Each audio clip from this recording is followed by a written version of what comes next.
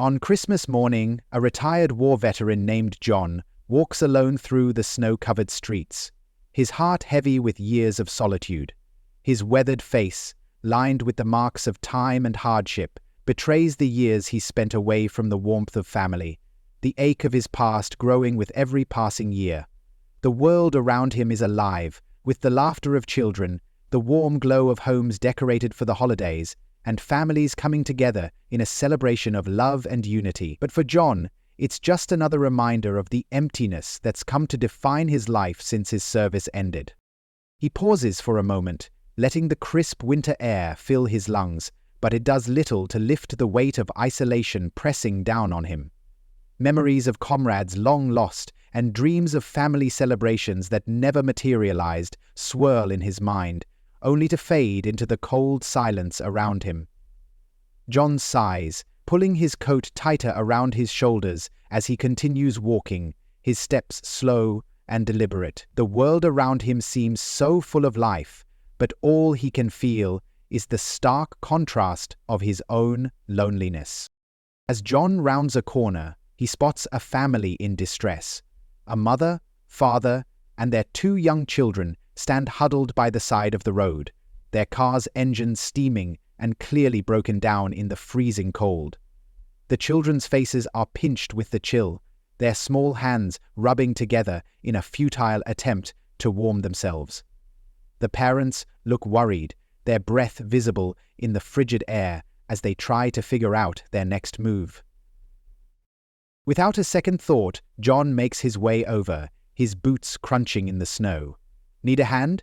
he calls out to the family. The mother turns, startled at first, but her expression quickly softens as she assesses the older man standing before her. His eyes, though tired, show a kindness that disarms her.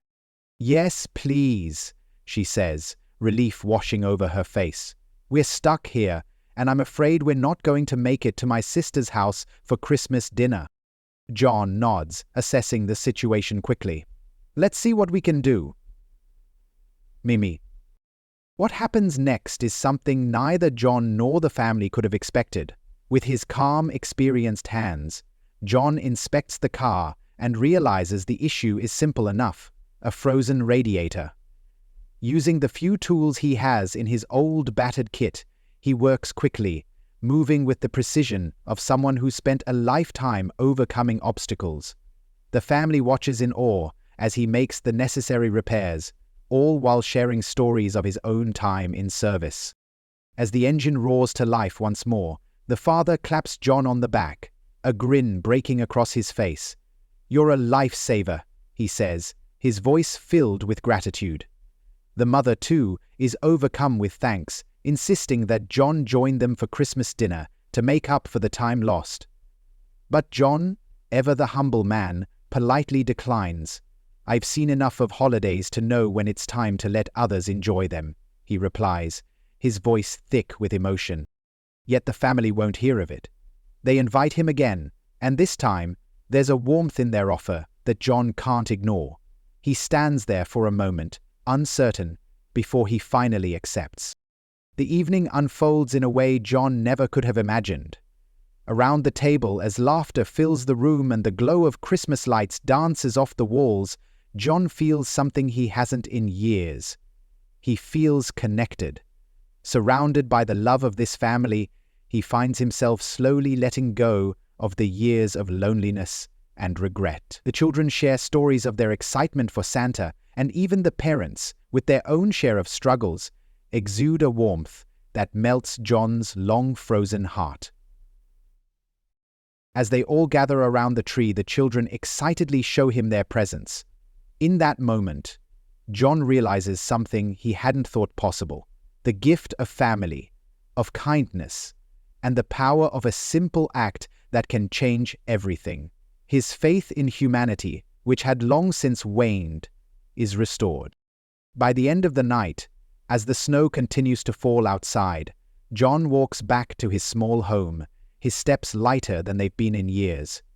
The road back to his solitude feels different now, warmer somehow, as though the world itself has shifted just a little. He looks up at the stars above and for the first time in a long while, he feels not the weight of loneliness, but the warmth of human connection. Unexpected, yes, but profound in its ability to heal. This Christmas, John was given the greatest gift of all, the reminder that even in the darkest moments, there is still light, still kindness, and still hope. Oh, yay! Sarah and Daniel, a young couple, are in a panic. Their car, old and unreliable even on the best of days, refuses to start on Christmas Day. The engine sputters, then falls silent, leaving them stranded in the middle of a desolate stretch of road. Snow falls softly around them, covering the ground in a pristine layer of white. But the beauty of the moment is lost on them. Their two young children, Emma and Ben, are huddled in the back seat, bundled in coats and scarves to stave off the bitter cold that seeps through the car's thin walls. The temperature outside is well below freezing, and the air inside the car feels just as cold as the couple tries to figure out what to do. The holiday cheer they'd once hoped for seems to slip further away with every passing minute. Sarah glances nervously at her watch, realizing that with every minute, their chances of making it to her sister's house for Christmas dinner are dwindling. The kids, who had been so excited to spend the holiday with family, are now quiet, their faces pressed against the glass, watching the snowflakes fall.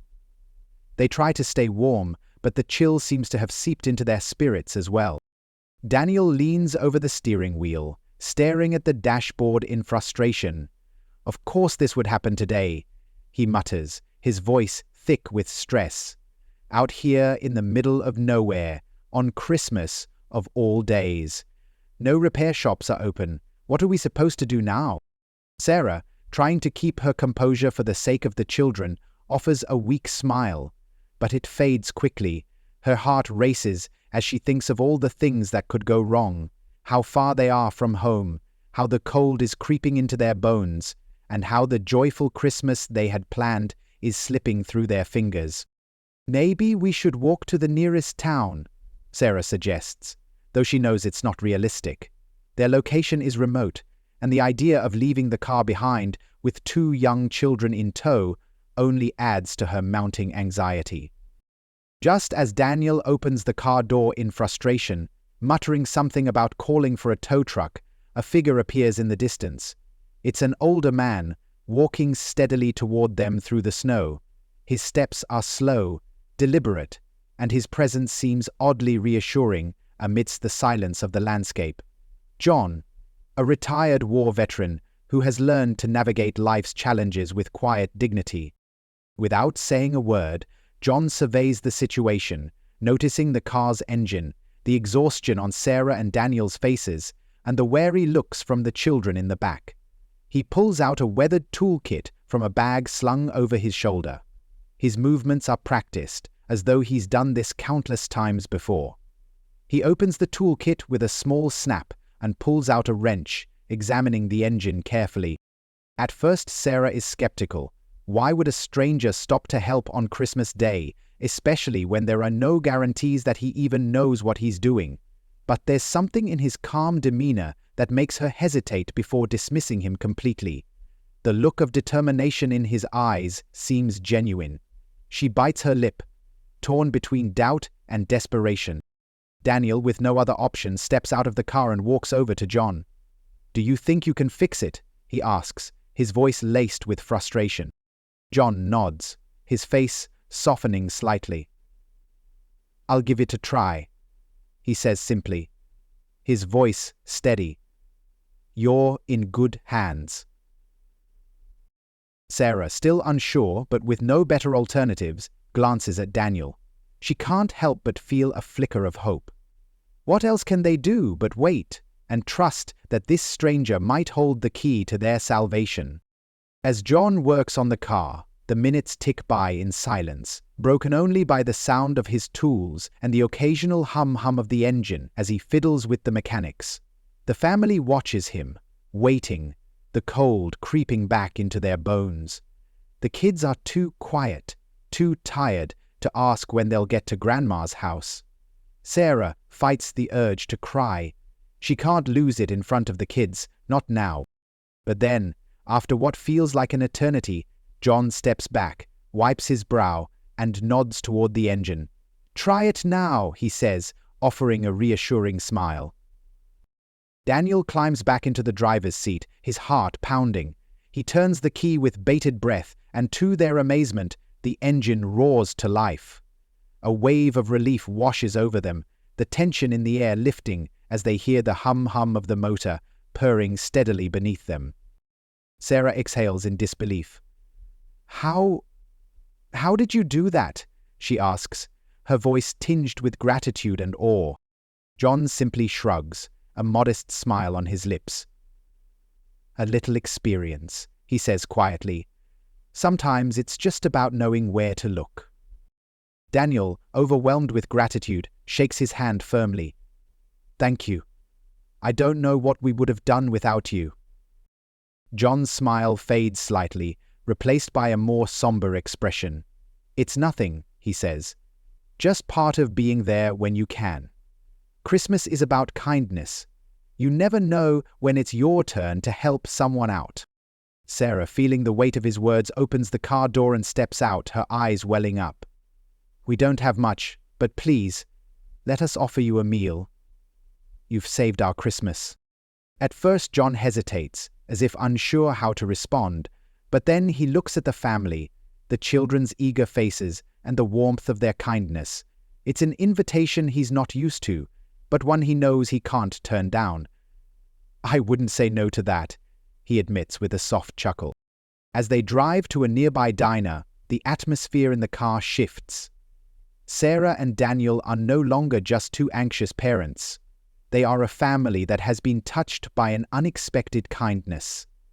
John, for the first time in a long while, feels a sense of belonging. The encounter, though brief, has reminded him that Christmas is more than just a day on the calendar. It's a moment for connection, for giving, and for rediscovering the power of human kindness.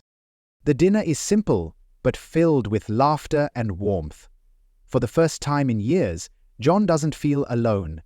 He watches as Sarah and Daniel embrace their children, and as their laughter fills the small diner, John realizes that this Christmas has given him something priceless, the reminder that even the smallest acts of kindness can bring people together in ways they never thought possible.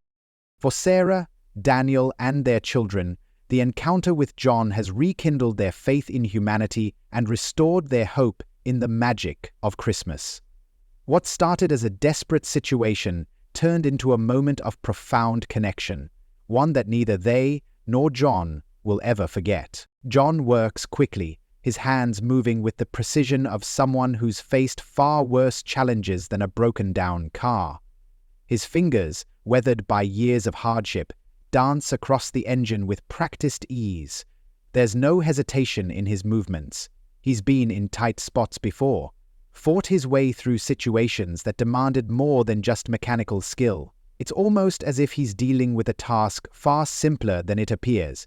Fixing a broken car on a snowy Christmas morning seems small in comparison to the battles he's fought in life. The family stands in stunned silence, watching John work.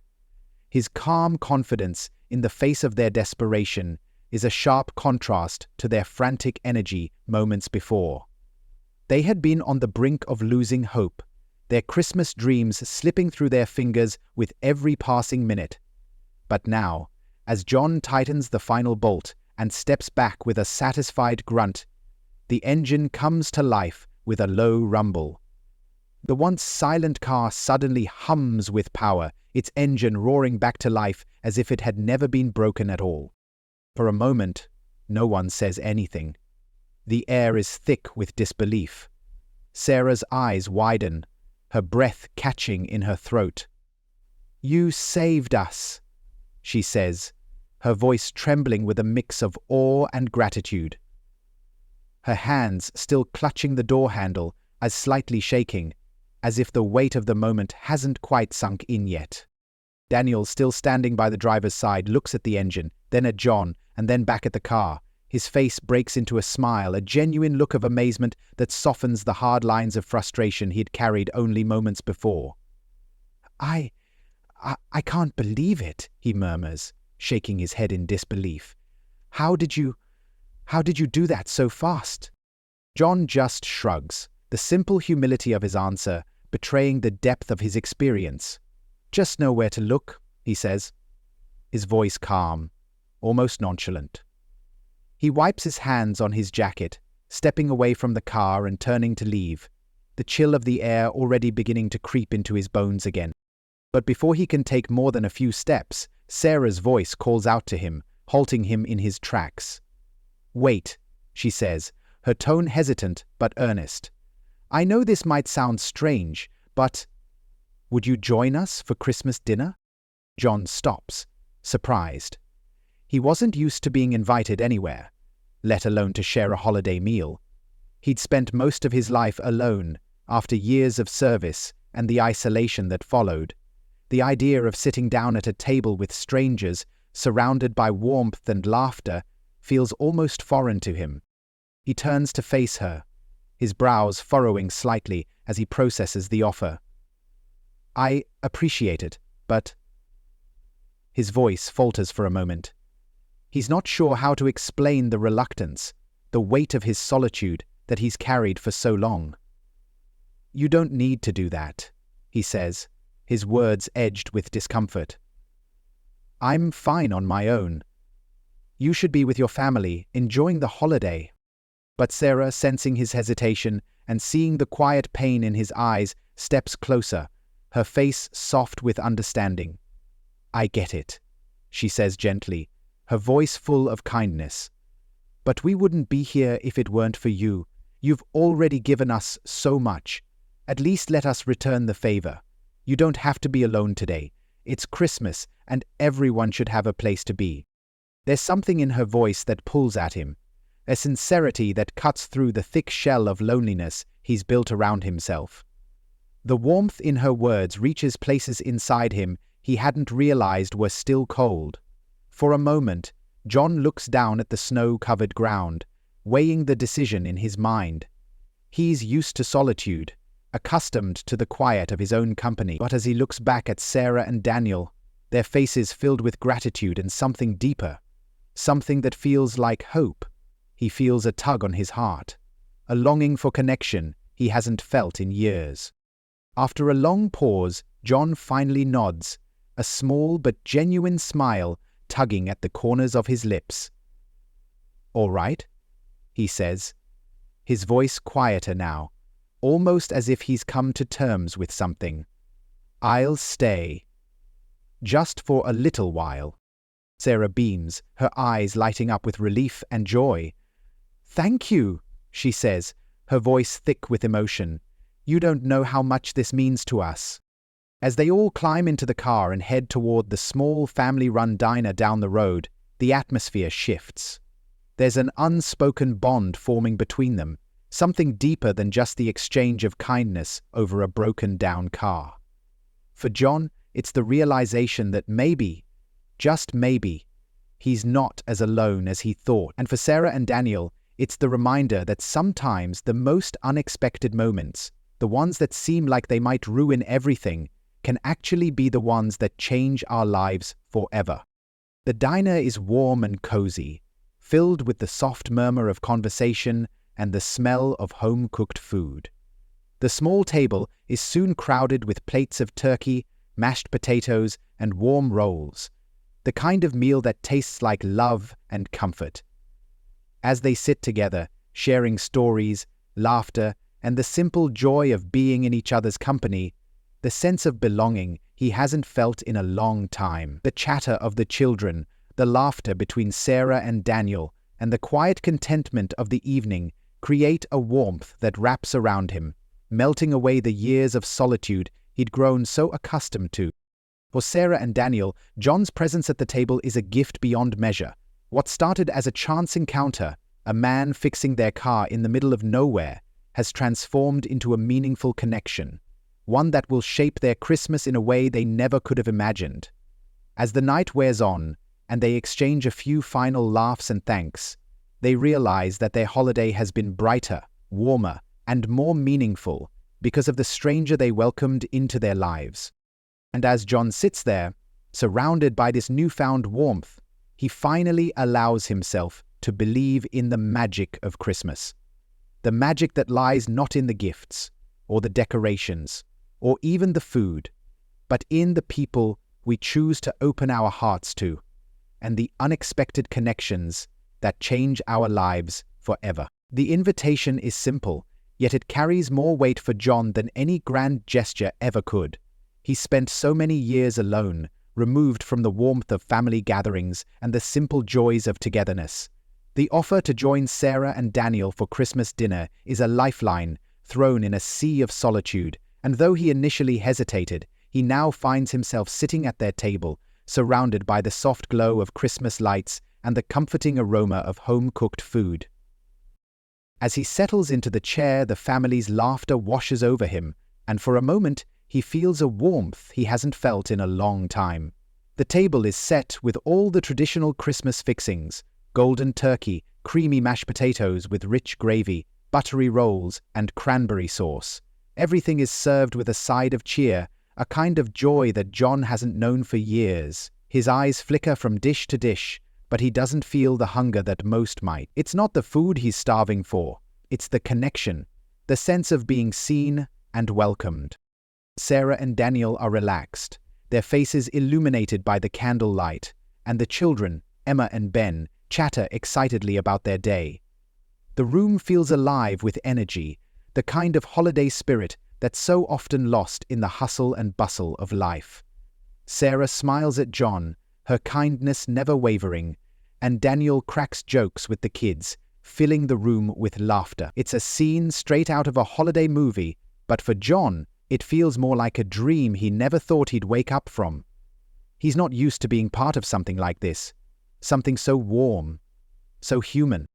As the meal progresses, Sarah asks about his life, how he's been, and John feels the pull of her genuine interest. At first, his answers are clipped, reluctant. He's not accustomed to opening up, to sharing the depths of his loneliness or the pain of his past. But there's something in the way Sarah listens, so attentively, without judgment, that encourages him to continue. Slowly, almost imperceptibly, John starts to reveal pieces of himself. He talks about his years in the service, the comrades he lost, and the emptiness that followed once the uniform came off.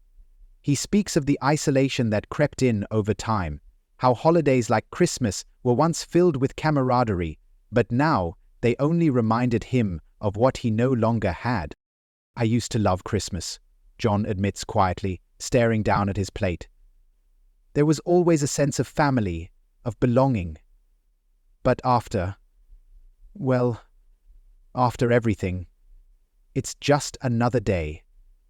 Another reminder of how alone I am." The words come slowly, as if they've been waiting to escape, but John's voice cracks slightly, betraying the weight he's carried for so long. Daniel, never one to shy away from a conversation, places a hand on John's shoulder. "We get it," he says quietly. "You don't have to be alone anymore. Not if you don't want to be." John looks up, meeting Daniel's gaze, and for the first time that night, he sees something he hasn't seen in a long time: hope. Not just for himself, but for the world around him.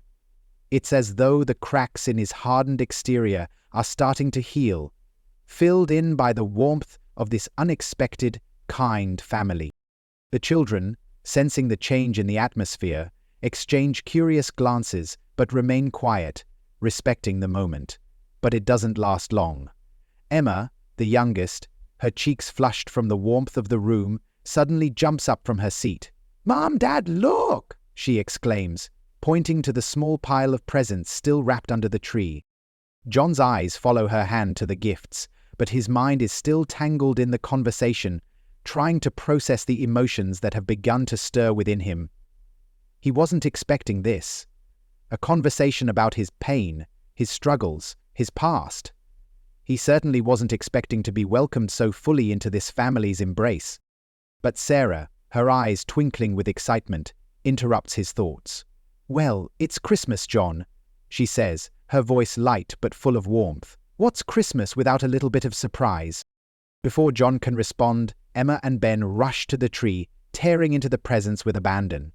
The room fills with the sound of rustling paper, delighted giggles, and the crackle of excitement that only children can bring. It's all so overwhelming, the warmth, the love, the joy, and, for a brief moment, John allows himself to be swept up in it. He watches as the children unwrap toys and clothes, their faces lighting up with each new gift. But it's when they come to the last gift, tucked away at the bottom of the pile, that John's heart skips a beat. Sarah hands him the small, neatly wrapped box with a smile. "This one's for you, John," she says softly. For a moment, John is frozen. He doesn't know how to react. "For me," he stammers, looking at the family with wide eyes. "But I didn't—" "It's not about what you gave us," Sarah interrupts gently. "It's about what you've given us already, your kindness, your company. We want to show you that you're part of this, part of our family." John's fingers tremble as he takes the gift from her. He can feel the weight of the gesture, the unspoken understanding that it's not just about a physical object. It's about inclusion, about breaking through the walls he's built around himself. As he slowly unwraps the box, he's stunned to find a small, handcrafted wooden plaque inside. It's simple but beautiful, etched with the words, "Home is where the heart is." Tears sting John's eyes as he holds the plaque in his hands, its meaning resonating deeply within him. He spent so long thinking that he had no place to call home, that he had nothing left to give. But this family, these strangers who became so much more, have shown him that home isn't just a place. It's the people who open their hearts to you, even when you feel unworthy.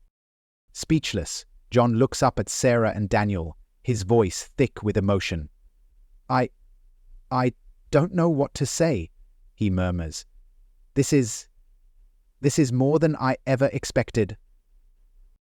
Sarah smiles, her eyes glistening with tears of her own. "You don't have to say anything," she replies. "Just know that you're not alone. Not today, not ever." And for the first time in years, John feels a flicker of something he thought he'd lost forever. Belonging. A small miracle on Christmas Day, the kind that changes lives in ways no one could predict. As dinner winds down, the warmth of the evening settling in, Sarah looks at her husband Daniel, then at John, her expression thoughtful but determined. She gently sets down her fork and glances at John, her eyes meeting his with a sense of purpose. "We've been thinking," she says, her voice soft but resolute. "We have something for you, something we know you need, and something we can give back in return for everything you've done for us today." John, who had been savoring the comfort of the meal and the rare feeling of belonging, looks up, his brow furrowing in confusion. "I didn't do anything special," he mutters, shrugging it off as though it were no big deal. "I just helped you out, that's all." But Sarah and Daniel exchange a knowing look, one that speaks volumes, a silent communication that John, for all his years of service, hasn't yet learned to read. Daniel's eyes hold a quiet understanding, while Sarah's gaze is filled with a tenderness that betrays the depth of what's coming next. Sarah leans forward slightly, the firelight casting a soft glow on her face, her smile warm but laced with something deeper. "You don't understand, John," she says gently. "You gave us more than just a car fix. You gave us hope when we were ready to give up. And because of you, our Christmas didn't just survive, it thrived. It became something we'll never forget. We've been saving for months, working hard behind the scenes to make this happen, not for ourselves, but for you." John's heart skips a beat as he processes her words.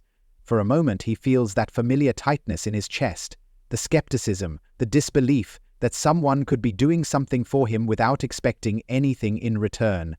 He wasn't used to this kind of generosity, especially not from strangers.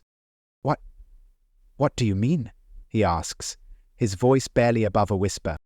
Sarah gives Daniel a small nod, and he stands up from the table, walking toward the corner of the room where a large, wrapped box sits beneath the Christmas tree. The box is unassuming at first glance, just a simple, nondescript package. But there's something about it that makes John's stomach tighten. He watches as Daniel picks it up carefully, his hands steady, and carries it over to John.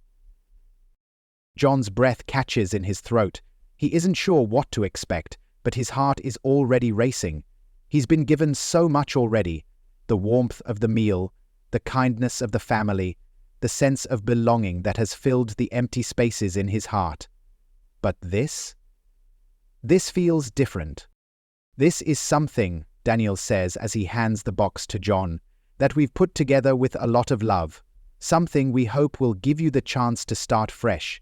Something we know you deserve. John stares at the box in his hands, his palms suddenly clammy. He can't bring himself to tear the wrapping open just yet. Instead, he looks up at Sarah, his eyes searching hers for any sign that this is some mistake, some misunderstanding.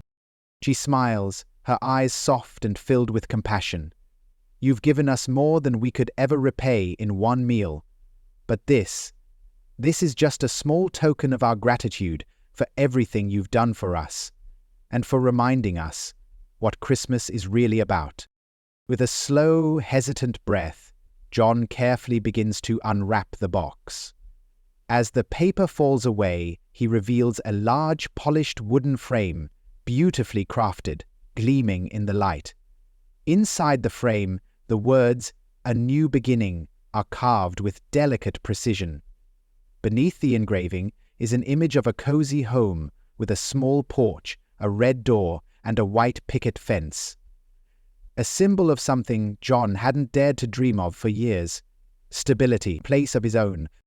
John's heart begins to race as he stares at the image.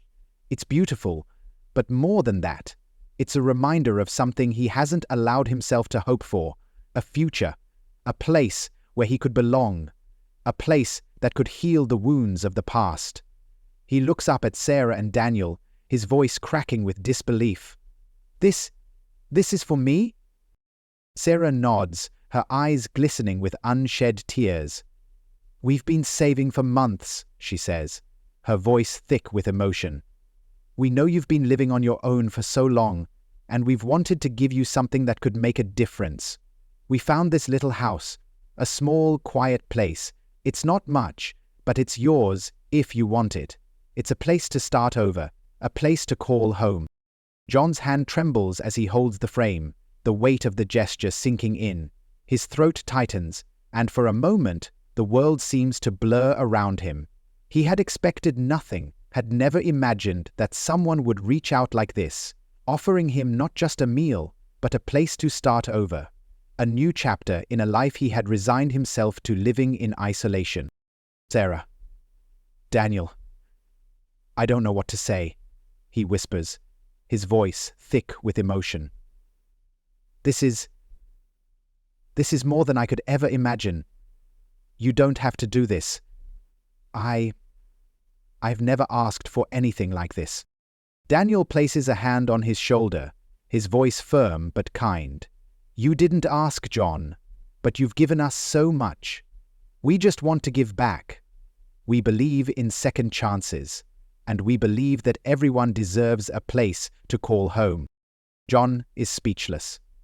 His emotions are a mix of gratitude, disbelief, and awe. He's been given so much in one night: the gift of belonging, of connection, and now, this. A chance to build a new life.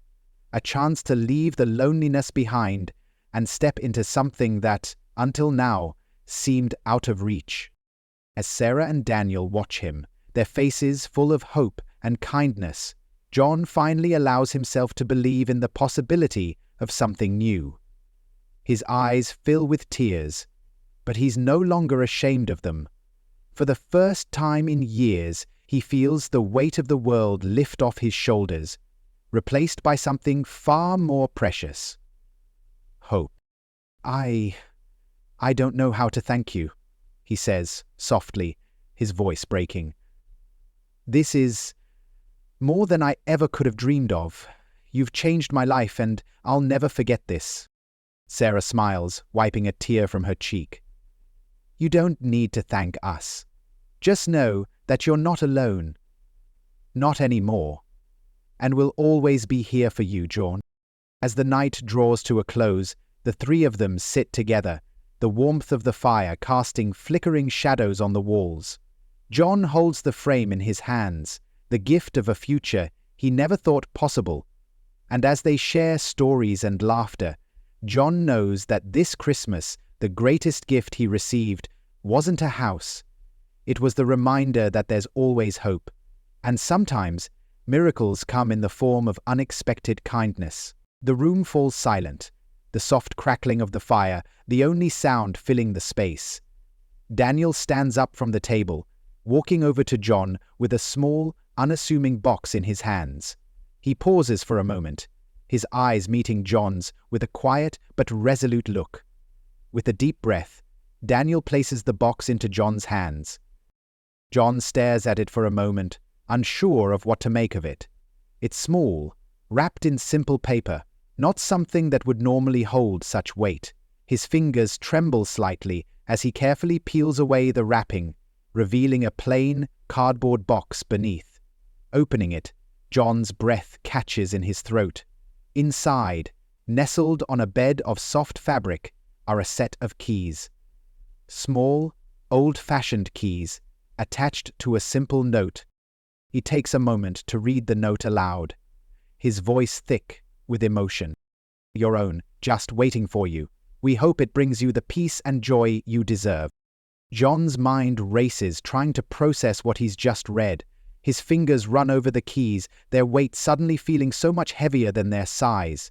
He looks up at Sarah and Daniel, his expression one of disbelief, his eyes wide as the gravity of the gesture begins to sink in. Sarah, sitting across from him, smiles gently, but her eyes glisten with unshed tears. There's a quiet strength in her gaze, compassion, tenderness, and a deep understanding of the significance of this moment.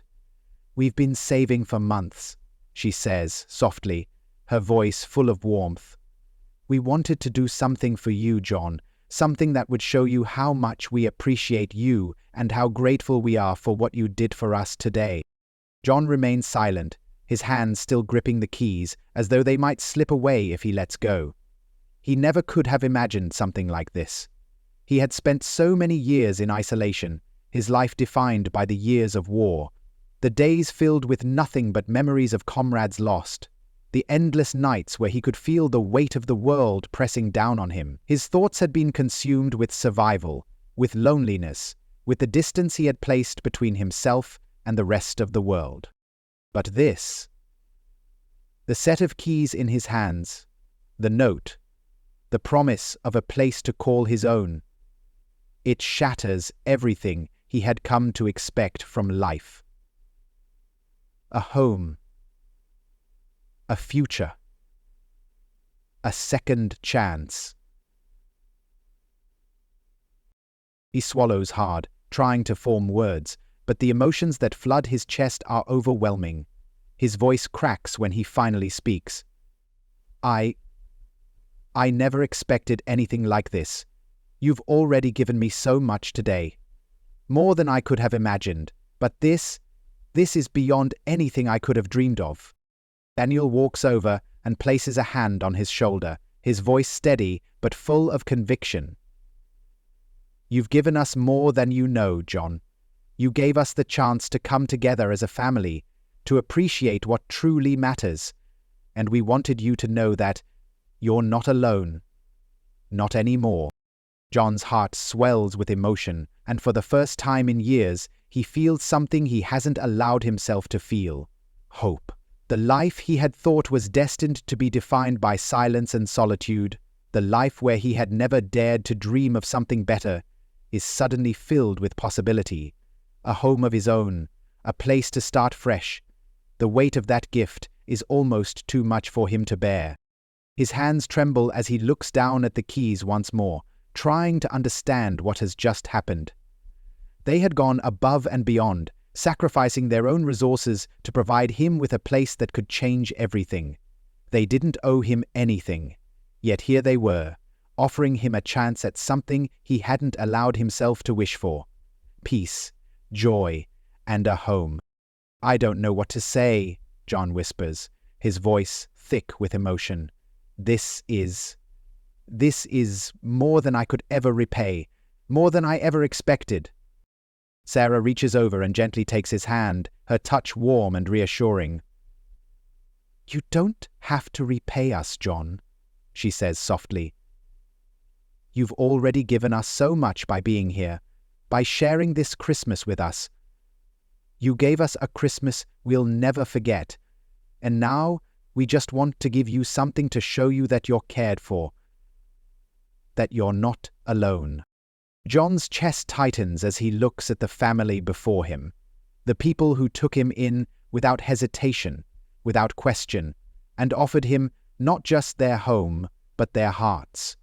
The gratitude he feels is overwhelming, a mixture of relief and disbelief that someone could be so kind, so generous, especially on a day when he had expected nothing but more of the same, emptiness. As he looks at the keys in his hand, he knows this Christmas will change everything. He had come to them as a stranger, a man defined by his past, weighed down by years of service and isolation. But now he is leaving with so much more, a sense of belonging, a place to call home, and the hope of a new beginning. For the first time in years, John allows himself to believe that maybe, just maybe, the world isn't as cold as it once seemed. Maybe, after all, there is room for kindness, for connection, and for second chances. As Sarah, Daniel, and their children gather around him, their faces filled with warmth and understanding, John finally feels a sense of peace that had eluded him for so long. The keys in his hand are not just for a house. They represent something far greater, a future, a chance at redemption, and the love of a family who saw him not as a lonely old man, but as someone worthy of care, of kindness, of a fresh start. A point for peace and protection and authority and trust. And as the fire crackles softly in the background, the joy and peace of the season filling the room, John realizes that this Christmas, he didn't just give a family a car repair, he received something far more valuable. He received the chance to live again, to heal, and to start anew. And in that moment, he knows that his life has changed forever. John steps outside into the cold night, the keys to his new home clutched tightly in his hand. His breath hangs in the air, and the stars above seem brighter than ever before. He feels the weight of his past, but it's lighter now, lifted by the kindness of strangers who became family. As he walks back to his temporary apartment, his steps feel different. He's not just walking, he's heading towards a new beginning, a place where he can finally heal, find peace, and belong. The story ends with a message. The true spirit of Christmas isn't found in presents, but in the unexpected moments of kindness that transform lives, proving that sometimes the greatest gift we give is not in what we receive, but in what we offer to others.